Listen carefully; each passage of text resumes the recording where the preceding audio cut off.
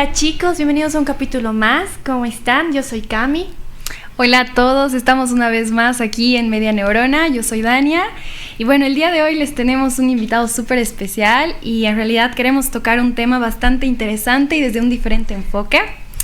Entonces me gustaría comenzar planteando la siguiente frase: el cerebro es un órgano maravilloso. Empieza a funcionar el día que nacemos y se para el día que te enamoras. Para hablar un poquito sobre eso tenemos la presencia del doctor Flores, quien es especializado en neuropsicología, es docente en la Universidad San Francisco y tiene un largo recorrido, pero hoy está simplemente hablando con nosotras un poquito sobre esto. Entonces, bienvenido y muchas gracias por su presencia, doctor. Muchas gracias, buenas noches a todas ustedes. Gracias por la invitación y pues feliz de poder compartir un poquito de lo que he aprendido y de lo que pues más adelante les va a servir a los jóvenes fundamentalmente, ¿no? Muchas gracias, doctor. Realmente es un privilegio tenerlo aquí. Sabemos que de todas las cosas que puede hablar y compartirnos, hoy nos va a hablar del amor. Yo le decía hace rato al doctor, y con él llevamos un tema en cuarto año que es la formación de los vínculos, ¿no? Y a mí este tema realmente me ha volado la cabeza. Hubiese querido como un poco preguntar más cosas, pero quizá por el miedo que sé que muchos tenemos al estar en clases no preguntamos, pero ahora estamos aquí para preguntar. Y quiero iniciar preguntando, ¿qué es el amor? Bueno, a ver, el amor es una cuestión muy complicada en el mundo, ¿sí? Decía Aristóteles, hace 4 siglos antes de Cristo, de que el mundo fuera perfecto, fuera ordenado, fuera metódico, fuera sistemático, fuera predecible si no existiera el amor. Decía eso, ¿no? Pero también decía qué aburrido sería el mundo si el amor no hubiera. Entonces, desde esa época ya sabemos que el amor, para empezar, es una emoción de las más estudiadas, no solo por la psicología ni las neurociencias, sino también por todas las disciplinas. Los poetas, por ejemplo, desde que ha empezado el mundo, han empezado a hablar del amor, ¿no?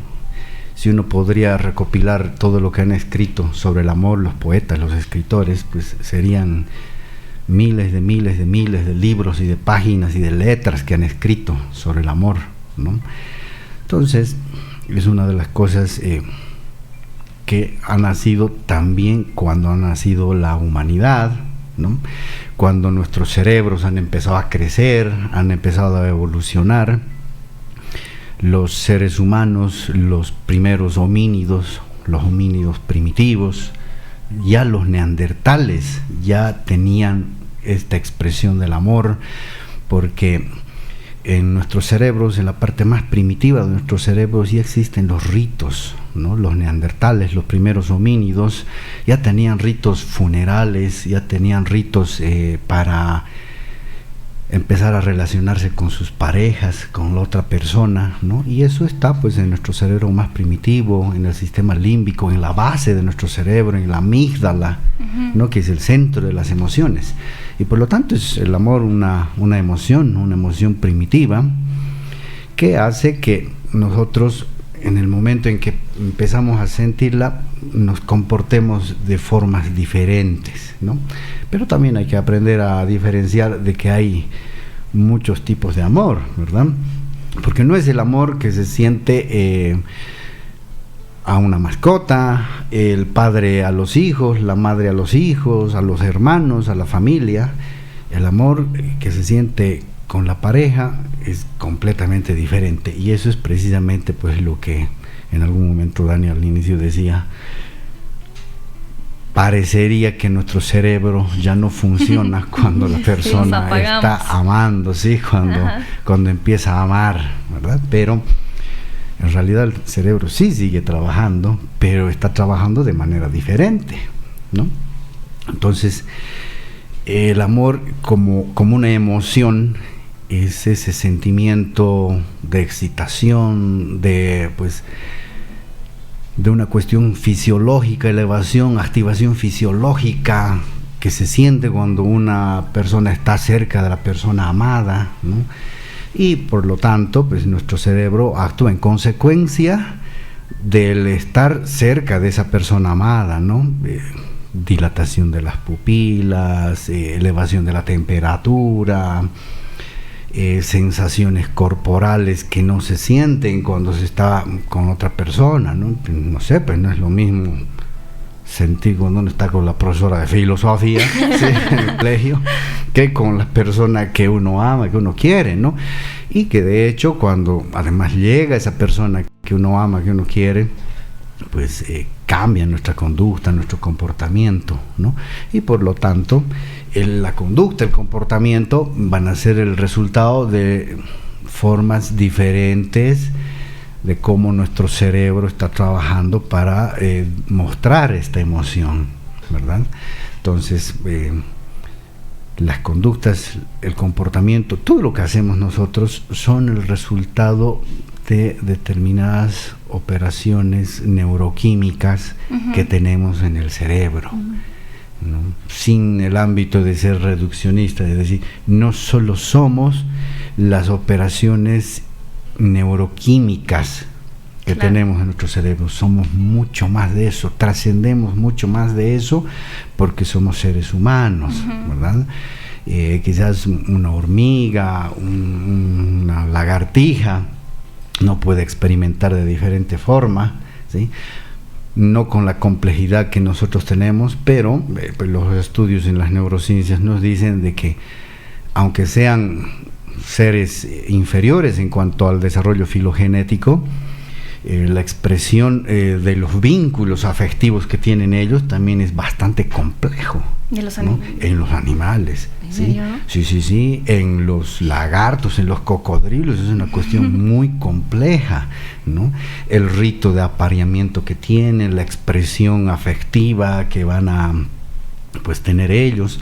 Entonces, no es como se pensaba antes de que eran básicamente pura hormona, pura emoción básica y no eran un poco más refinados, por así decirlo, en cuanto a la expresión del amor. Lo son todos los animales, ¿no? Por eso las neurociencias precisamente han empezado a estudiar en los animales, fundamentalmente en los ratones, claro, ¿no? sí. Los estudios de las neurociencias, el 90% son realizados en los ratoncitos, ¿no? De todos los animales que estudian. Y los estudios con los ratoncitos nos han arrojado pues interesantes resultados acerca de lo que es el amor, ¿no? Entonces, por eso la comprensión de las neurociencias, que serían un conjunto de disciplinas que básicamente nos ayudan a comprender cómo nuestro cerebro funciona, es muy importante ahora, ¿no? Y si ustedes ven, prácticamente todas las disciplinas, todas las ciencias, ahora ya tienen un vínculo con las neurociencias. Ya se han arreglado. Sí. Y no es cuestión de ponerle el prefijo neuro a todo, ¿verdad? Neuromarketing. ¿Sí? Neuromarketing y cosas así. El vincular con las neurociencias no solo colocarle ese prefijo de neuro, sino es mucho más que ello. Sí, una vez vimos una lista completa de todas las neuros que no eran neuros. Sí, pues precisamente eso también da lugar a que mucha gente ponga el prefijo neuro a todo lo que hace, claro. Y con ello pues pueda, no sé, pues conquistar, seducir más a las personas para atraerlas. Incluso con esto del amor, ¿no? Se han generado como reglas para enamorar a alguien y cosas de la neurociencia que quizá no sean totalmente ciertas, porque como usted dice, somos un conjunto de experiencias que no nos hacen enamorarnos a todos de la misma forma, ¿no? Correcto. Entonces, también recuerdo que en las clases hablábamos un poquito de la cohabitación, de qué nos hace elegir a nuestras parejas, y quizá quisiéramos abordar qué es lo que nos hace elegir a nuestra pareja entre tantas personas que estamos en el mismo espacio y tiempo. Correcto. Muy bien, en ese ámbito, por ejemplo, no hay reglas, no hay recetas para el amor, ¿sí? Porque ustedes ven la historia del mundo, la historia del universo que tenemos, pues el amor ha sido una emoción que pues ha derrumbado imperios, ¿sí? Pero también ha hecho grandes cosas, ¿no? Entonces, en ese sentido no hay reglas. Es decir, si alguien viene con alguna regla y nos dice, ustedes tienen que seguir estos 3 pasos si quieren enamorarse y conquistar, todo ello, les está mintiendo, porque no funciona así la cosa. Los cerebros son diferentes en las personas y también la expresión del amor va a ser diferente, y cómo cada persona va a vivir el amor también va a ser completamente diferente, ¿no? Eso sí, hay determinadas variables, ¿sí?, que por una parte pueden favorecer el hecho de sentirse atraído a las personas, ¿sí?, y van a haber otras variables en las cuales pues no favorecen esto de la atracción, ¿no? Porque el amor, como empieza con una atracción, ¿verdad? Esa atracción empieza a su vez también con la cohabitación, ¿no?, con el hecho de convivir con la otra persona, ¿no? No estoy hablando de que la pareja empiece a vivir junta, ¿no? Claro, sino no, la cohabitación en el sentido de por ejemplo, tener proximidad, ¿no?, ¿sí?, de estar cerca de la otra persona, ¿sí? Eso va a empezar a despertar lo que es la atracción interpersonal, y de ahí el caminito ya al amor, ¿no? Entonces, no se puede obligar a alguien a amar, ¿sí? Lo que sí se puede hacer es aumentar la probabilidad de que ocurra eso, ¿no? ¿Sí? Claro. No, porque pues, si alguien me gusta, ¿qué voy a hacer yo? Pues me voy a parecer más donde esté esta persona, ¿no? Me voy a informar qué le gusta, qué no le gusta, qué lee, qué no lee, qué hace, todo eso, porque esas cosas van a ayudar a desarrollar más este vínculo afectivo, ¿no? Porque para sentir amor, primero hay que desarrollar un vínculo afectivo, ¿sí? Porque si no hay ese vínculo afectivo, pues no hay amor, no hay nada de eso. Desde el apego, ¿no? Sí. Claro, el apego que cada uno ha desarrollado y que ha nacido pues hasta los 18 meses de edad que tenemos, el apego afectivo se ha desarrollado con nuestra madre, ¿no? Entonces eso va a determinar también mucho, ¿no?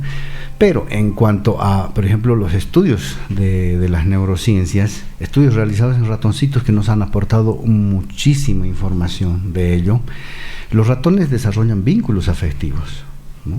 ¿Sí? Desarrollan vínculos afectivos con sus parejas. ¿Y por qué desarrollan vínculos afectivos con sus parejas que tienen? Porque cohabitan con sus parejas, porque están al lado de sus parejas, ¿no? Por ejemplo, en estudios que hay con ratones, al ratón macho, cuando se lo somete a estrés intenso, ¿sí?, y luego de someterle a un estrés intenso, se lo deja al lado de una hembra, una ratoncita, una hembra, ¿sí?, ¿ya? ¿Okay?, para que conviva por unas horas, ¿sí?, se empieza a desarrollar el vínculo afectivo. Y cuando más adelante al ratoncito macho, que ha sido sometido a estrés y ha convivido varias horas con esa hembra, cuando al final se pone a esa hembra y otras hembras ahí en el lugar, el ratoncito macho desarrolla preferencia de cohabitar con esa hembra con la que ha convivido inicialmente, que ha cohabitado bajo condiciones del estrés.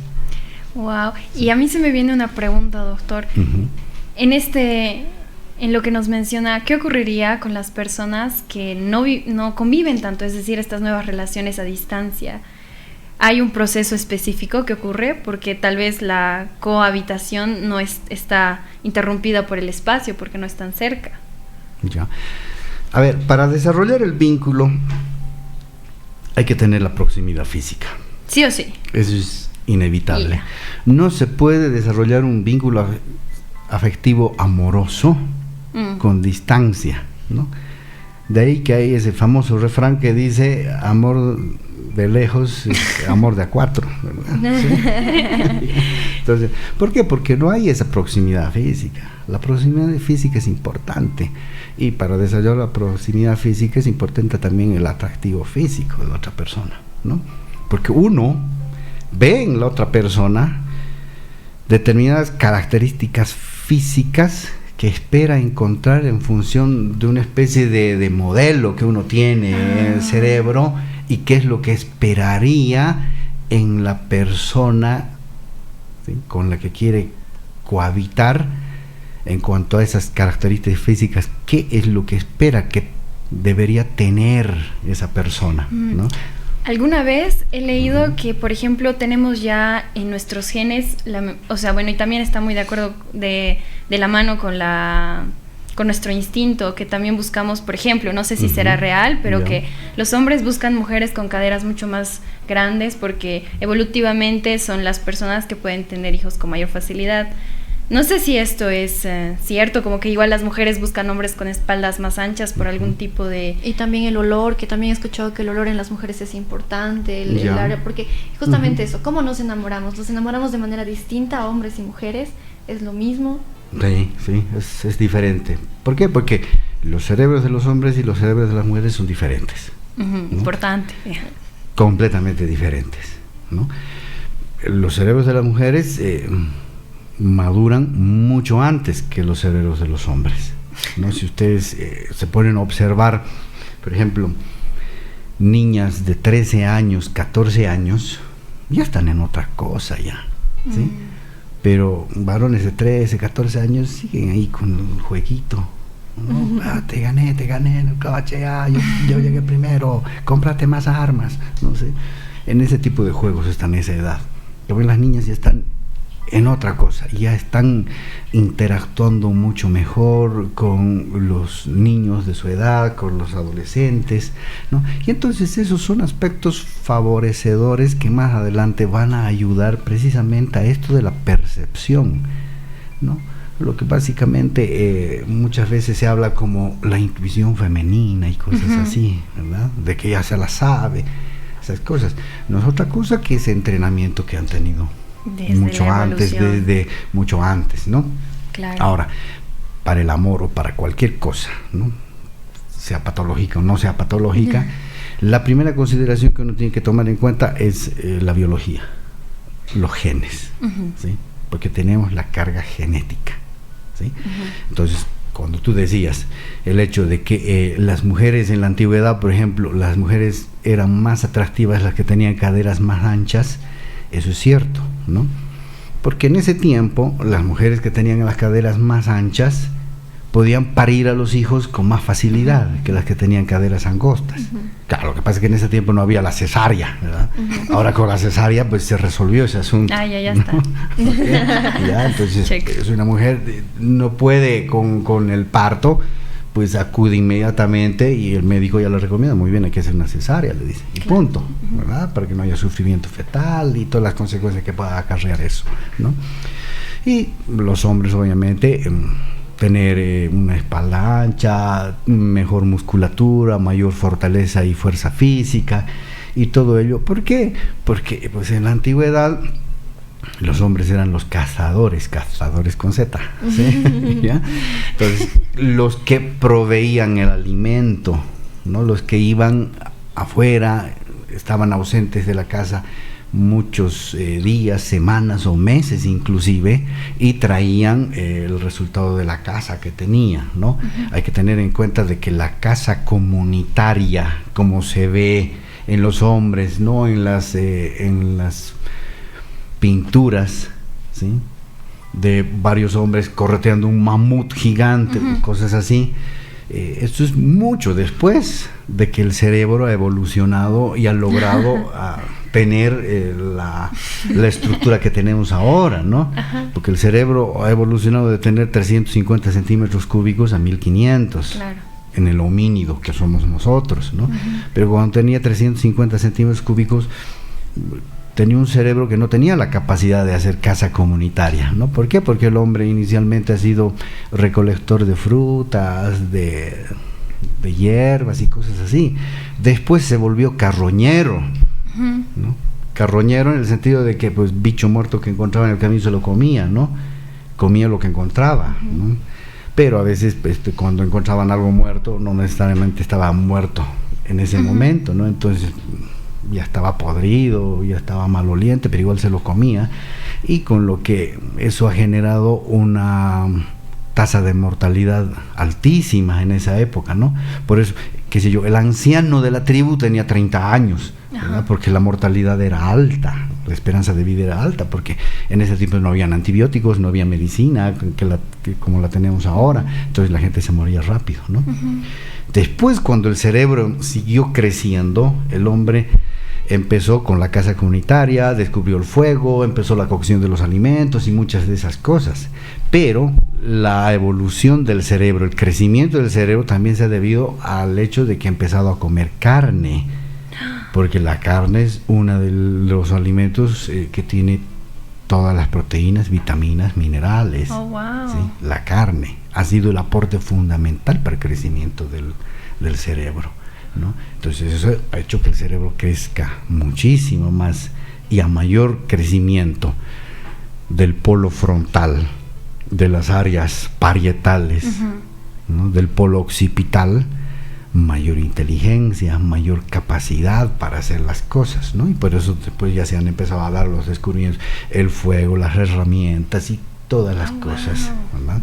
Entonces, pero fíjense, en todo este camino el amor ya estaba presente. ¿No? Wow. El amor ya estaba presente. ¿Por qué? Porque cuando cruzaban los hombres primitivos un río y la pareja con la que convivía no lograba cruzar, ¿sí? El otro hombre volvía, la miraba y ya no estaba ahí, entonces se ponía mal, se ponía triste, uh-huh, pero no se podía todavía explicar del por qué estaba así. Era porque había perdido a la compañera en la cruza de ese río, ¿no? Entonces se ponía mal, ¿no? Los otros hombres y mujeres de la tribu pues lo apoyaban un poco, le daban soporte emocional, ¿no? Porque tampoco entendían exactamente qué es lo que estaba pasando, pero ya se sentía mal, ¿no? Y era la depresión de perder a la pareja con la que había cohabitado tanto tiempo. Claro. ¿Sí? Entonces el ser humano ha tenido una historia muy cruenta, ¿no? Muy dura en la evolución. ¿Sí? Y creo que igual es por esto importante hablar un poquito y dejar claro, uh-huh, ¿no? El óvulo se sabe que la materia gris se desarrolla hasta los 20 años, totalmente, ¿no? Que sí, sí, tenemos una mejor toma de decisiones debido al desarrollo del óvulo frontal. Y, no sé, quisiera que bueno, es algo obvio, ¿no? Uh-huh. Pero es por esto que las relaciones de edades muy uh-huh, separadas, yeah, supongo que no siempre son muy funcionales, ¿no? Por decir, una chica de 15 años con quizá un chico de 25. Uh-huh. ¿Usted cree que ese tipo de relaciones sí sean más allá de lo ético, no? Ajá. Sí, se dan. Se dan las relaciones, pero habría que considerar si para más adelante, por ejemplo, en la cuestión de la convivencia van a tener un éxito en seguir la convivencia por muchos años, ¿no? Dadas las diferencias de edad, ¿no? Uh-huh. Ahora hay que tener en cuenta de que, pues, en esto del desarrollo del cerebro y el proceso de corticalización, ¿no? El neocórtex, que es la última capa del cerebro, es la última que tarda en desarrollarse, uh-huh, y hasta los 20 años recién termina por desarrollarse. Es por eso que los niños, se dice que los niños son como una casa pero sin muebles, uh-huh, ¿sí? Entonces, ¿cuál es el trabajo de los papás? Amoblar bonito esa casa, darle muebles bonitos. ¿Eso qué significa? Criarlo con amor, con afecto, con cariño, de tal manera de que el proceso de corticalización también sea muy bueno, ¿sí? Uh-huh. Porque si no, pues los niños van a aprender lo que ven de los padres, ¿no? ¿Ya? Entonces, en todo esto, también la explicación de las neurociencias va en el sentido de que el cerebro, a la frase de que el cerebro funciona hasta que te enamoras, uh-huh, en el sentido de que cuando la persona está amando, está expresando esta emoción llamada amor, que está en la base del cerebro, en la amígdala, cuando está amando, hay como una especie de desconexión con el lóbulo prefrontal. ¡Adiós! ¿Sí? En el lóbulo prefrontal hay importantes regiones, uh-huh, que se dedican a la cuestión esta de la función ejecutiva, a la regulación de las emociones, ¿sí? Entonces, cuando no hay una conexión, ¿sí? O cuando hay un corto circuito, por así decirlo, en la conexión entre la amígdala y el prefrontal, pues, ¿qué es lo que va a pasar con la persona? Pues que va a ser más impulsiva, ¿sí? Va a querer todo para ayer, ¿sí? ¿No? Va a ser muy emocional, ¿sí? Se va a olvidar de todas las cosas. Es por eso que en el amor se dice que hay como una especie, cuando la persona está enamorada, hay una especie de embobamiento, ¿no? Que no tiene la cabeza para pensar en otra cosa que no sea su pareja, la persona amada en ese momento, ¿no? Y a nivel de la neuroquímica del cerebro, los cerebros de las personas enamoradas están inundadas de dopamina. O sea que estamos prácticamente drogados. Claro, como si fuera una especie de droga, ¿no? De serotonina. Claro. La dopamina y la serotonina son dos neurotransmisores fundamentales, ¿no? En el cerebro, que nos ayudan con la expresión de la felicidad, del bienestar, de la satisfacción, ¿no? Entonces los cerebros de las personas enamoradas que en ese momento están expresando amor pasional, ¿sí? Están inundadas de dopamina y de serotonina. Sí, igual recuerdo que hablamos un poco de la oxitocina en sus clases, que se generaba a raíz de los vínculos sexuales, ¿no? A raíz de los orgasmos y demás. Sí, quisiera preguntar aquí, se está generando esta nueva, en nuestra sociedad, ¿no? En nuestra juventud, que se está empezando a generar vínculos quizás sexoafectivos, pero no emocionales. Correcto. ¿Usted cree que esto sí es posible? Sí. A ver, en la etapa madura ya del amor, baja la dopamina y la serotonina, pero aumenta la oxitocina y la vasopresina, ¿no? Que son dos neurotransmisores y hormonas a su vez que tienen un papel fundamental en la expresión del amor maduro, es decir, ya te dan un poco la estabilidad de la cohabitación con la persona querida, con la persona amada, ¿no? Y eso además te va a ayudar con la crianza de los hijos, cuando ya vienen los hijos, ¿no? Entonces la sensación de tranquilidad que te dice, está bien, me siento bien acá, ¿sí? No tengo que estar ahí colocando el chip rastreador para ver dónde está la persona que yo quiero, porque yo confío en ella y sé en ella o en él y sé dónde está y lo que está haciendo, ¿no? Esa es la sensación de seguridad. Por eso es amor maduro ya a partir de ese momento, ¿no? Y la cuestión esta de las relaciones que tú planteas, que ahora se dan, no es otra cosa que un mero vínculo sexual, nada más, relación sexual que no tiene expresión de ningún tipo emocional, ¿sí? Y que se termina en el momento en que pues termina así ese acto sexual y punto, ¿no? Entonces no hay compromiso, no hay intimidad en el sentido de el compartir las cosas que uno tiene en su vida individual, ¿no?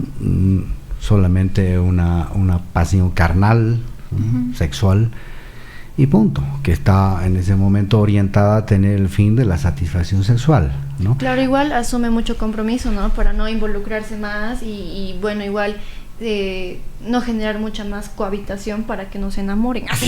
Claro. No cohabiten. Claro, lo que pasa es que son encuentros que usualmente son casuales. Claro, ¿no? Tienen ese límite. Sí, sí. Y que además, yo sé porque hay muchas parejas de que ya van ahí a ese encuentro sexual ya con la premisa de que eso va a ser todo.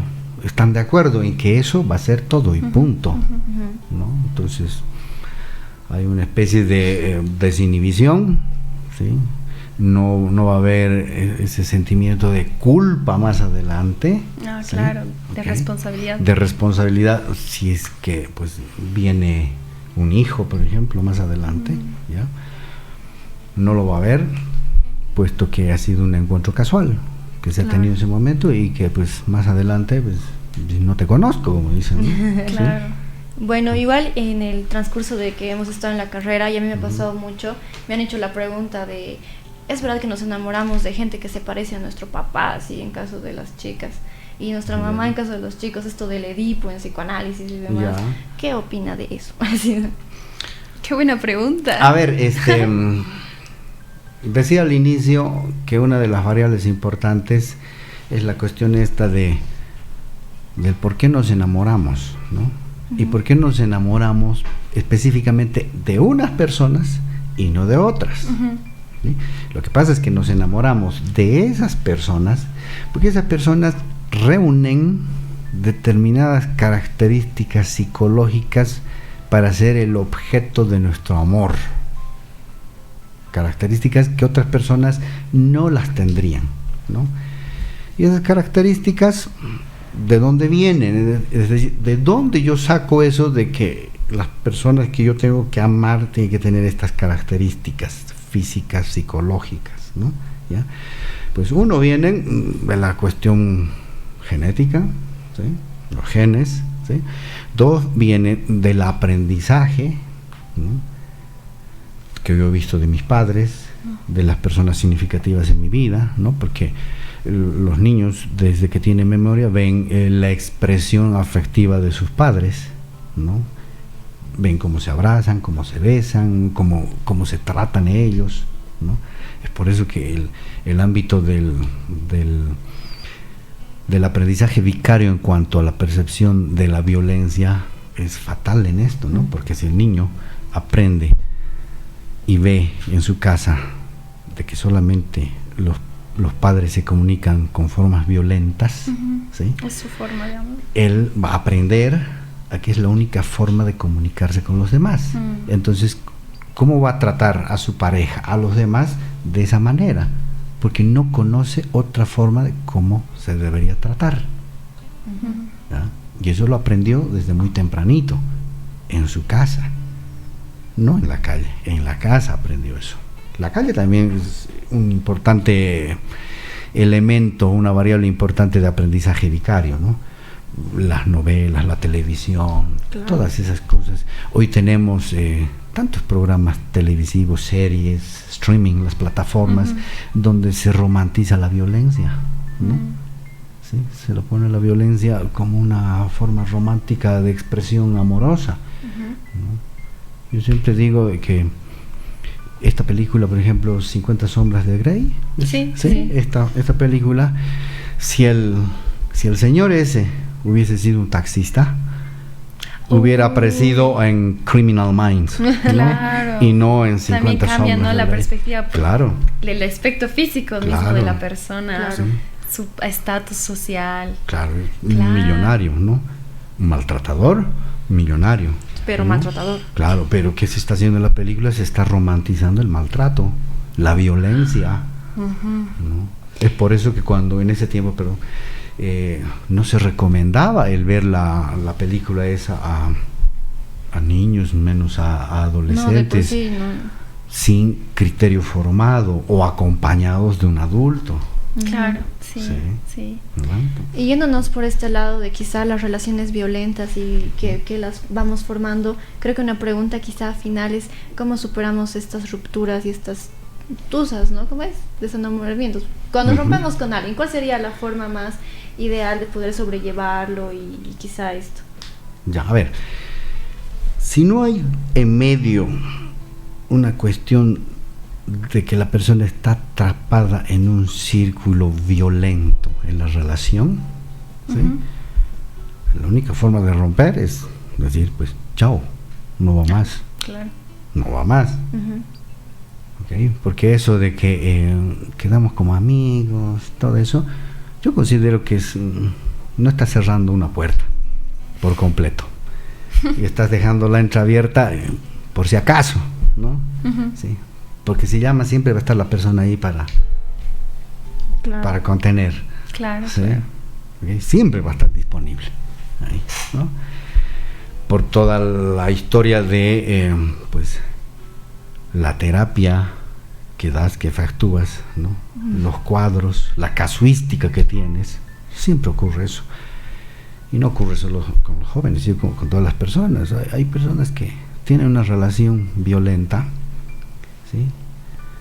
Que no tienen hijos y que siguen en la relación violenta así por años, ¿sí? Y no se zafan de eso. Pero hay algunas personas que no se zafan porque realmente no quieren, pues, ¿no? De ahí viene el hecho de que, ¿por qué me tocan este tipo de personas siempre, ¿no? Pues, ¿y dónde las buscas, no? Pues en las discotecas, ¿no? Pues si las buscaras en las bibliotecas, quizás sería diferente, ¿no? No te tocarían este tipo de personas, ¿sí? Pero la gente es así, ¿verdad? El hecho de la violencia, en especial si una mujer está entrampada en un círculo de violencia, va a ser bien complicado que salga si no tiene ayuda, asesoramiento psicológico, profesional, terapéutico, ¿sí? Porque es difícil que salga, porque está entrampada ahí, claro, ¿no? Porque él ha aprendido a que esta persona no es nada sin la otra persona, porque no tiene autoestima, no tiene autovalía, ¿sí? Entonces la han destrozado todo. Es por eso que dice, ¿yo qué haría sin él? ¿No? Claro. ¿No? Y hay muchas personas que dicen, pero lárgate de ahí, ¿qué te pasa? ¿No? Pero es mucho más difícil. Pero no puede, porque está entrampada en todo ese círculo, ¿no? Entonces hay que intervenir ahí y hay que darle muchísimo soporte y apoyo y terapia a esa persona, ¿no? Porque es la que está reclamando y buscando eso, ¿no? Al contrario del maltratador, de la persona violenta, hombre o mujer, ¿no? Claro. Porque hay también mujeres violentas, ¿no? ¿Sí? Que es la persona que es egosintónica con lo que hace, es decir, lo que hace no le genera disonancia. Claro. Para esa persona está bien, es normal hacerlo, ¿sí? Entonces por ello tampoco busca ayuda, ¿no? Porque para buscar ayuda primero tienes que tener la percepción de que tienes un problema. Una vez que detectas que tienes un problema, recién buscas la ayuda. Pero si tú no percibes que es un problema el que estás viviendo, eres incapaz de buscar ayuda. Bueno, creo que siempre podemos hablar mucho sobre este tema y el tiempo siempre se nos queda corto, pero solo para resumir un poco, es muy importante hablar del amor desde diferentes perspectivas y también entender todo lo que viene detrás de esto, ¿no? Que está siempre ahí y siempre va a estar y siempre ha estado. Y bueno, les recomiendo ahí que busquen el amor, no en las discotecas, sino más bibliotecas, por favor. Y bueno, muchas gracias doctor. Gracias a ustedes. Gracias. Amen mucho, feliz 14 de febrero o fechas del amor que se vengan. Listo. Chao, chao. Chao, chao, saludos. Chao, chao.